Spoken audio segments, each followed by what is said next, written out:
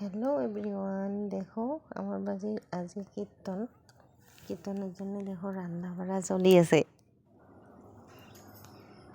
তো দেখি থাকো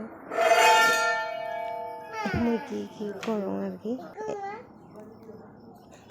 তো এই যে ঠাকুর প্রসাদ টসাদ বানিয়ে দিব আর কি। এরপরে রান্না বাড়াও শেষ, মানে ঠাকুর প্রসাদ বানিয়ে দিই।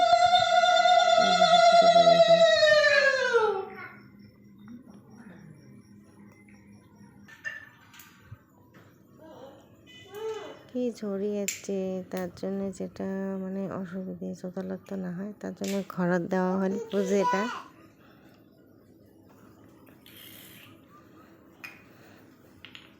ভাল লাগে মাঝে মাঝে কীর্তন টীর্তন হলে বাড়ি দাঁড়ো।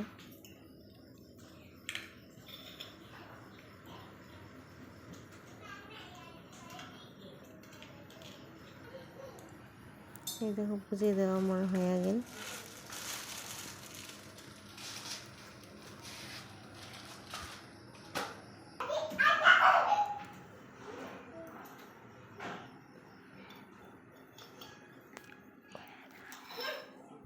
পুজো দেওয়া আমার শেষ। তাকে একা এমন করে পুজো করেন, মুই তো এমন করে বসিয়ে পুজো করো, হাঁটু কারে না করো। তা দেখি থাকো আজকে মুই কি করো আর কি।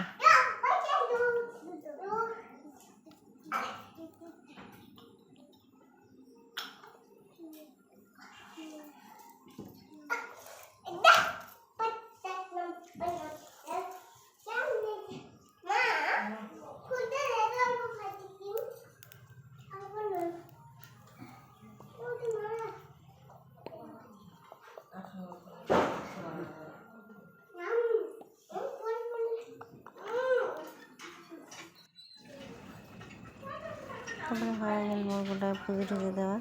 তা আমার জেঠি শ্বশুর আছে আর কি, কমল হাসান জেঠি, দেখেন তোমার কী কী করা লাগে। মুই কিন্তু আর আসি না, আমি গেলাম আর কি। এই দেখো আমার টিকিটটা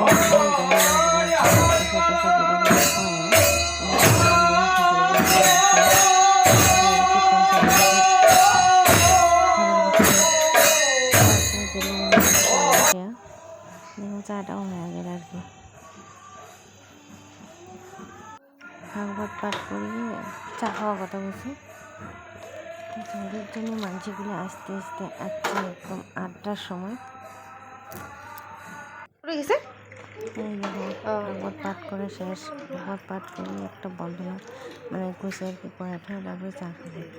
এই দেখো এটা আমার ভাতিজি দিদি লাগছে চা। তারপরে যে চাটা খেয়ে এই যে কীর্তন